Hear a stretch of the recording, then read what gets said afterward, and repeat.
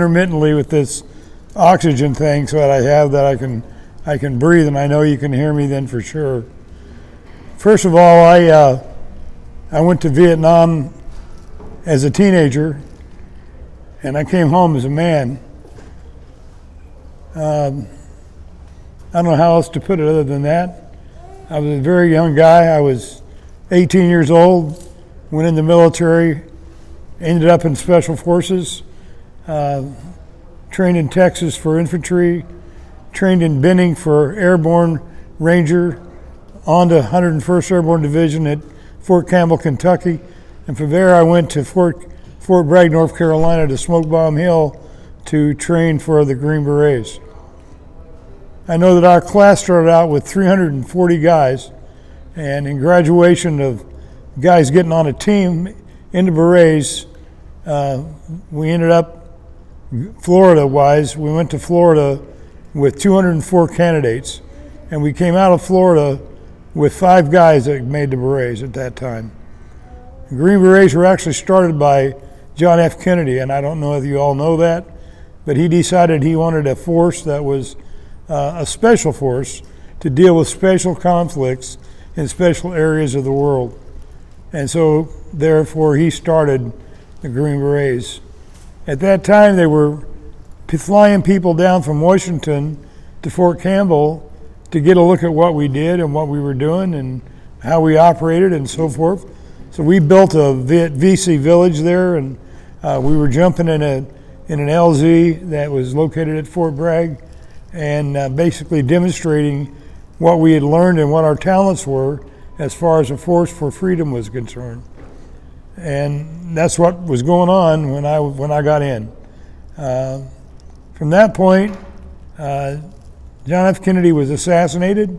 We had a lot of things that went on then that I still today cannot discuss with anybody, so I won't even try or attempt to go there. All of you know what happened. I don't need to tell you, you know.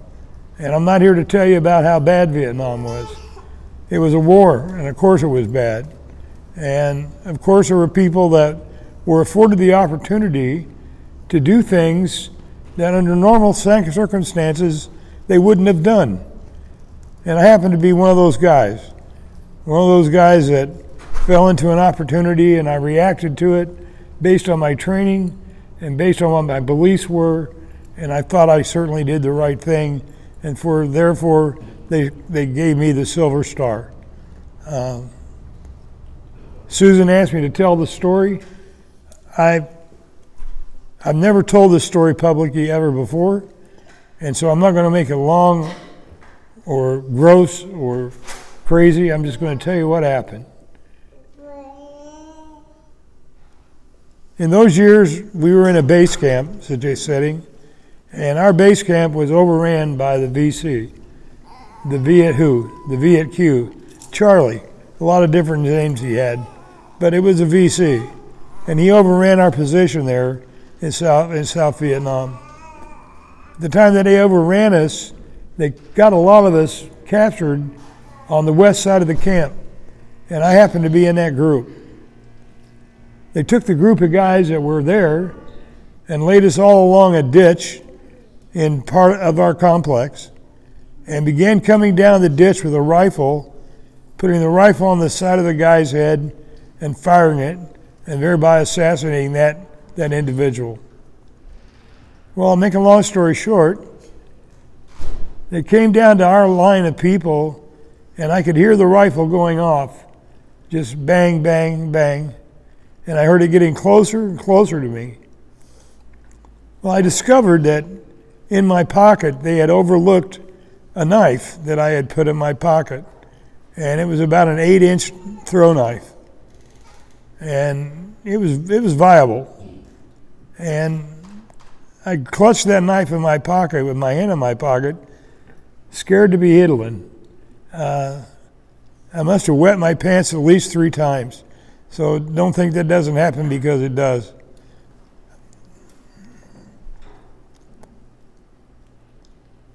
In recalling that situation, I found myself shaking more than I had shaken before, because normally I could quit myself shaking in a combat. In a firefight, but this time I couldn't get myself to stop shaking.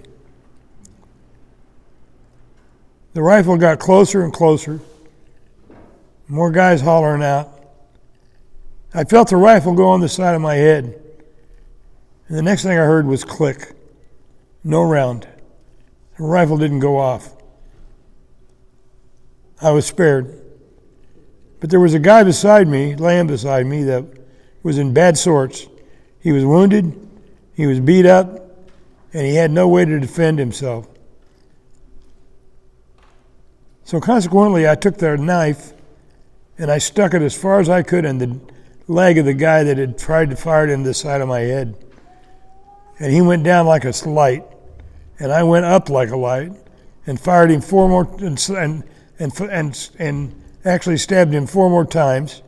I grabbed the guy next to me and put him over my shoulder, and we took off running. I guess we got about 80 yards or so out, and somebody in the VC made a good shot, and the round went through him and into me and knocked me off my feet.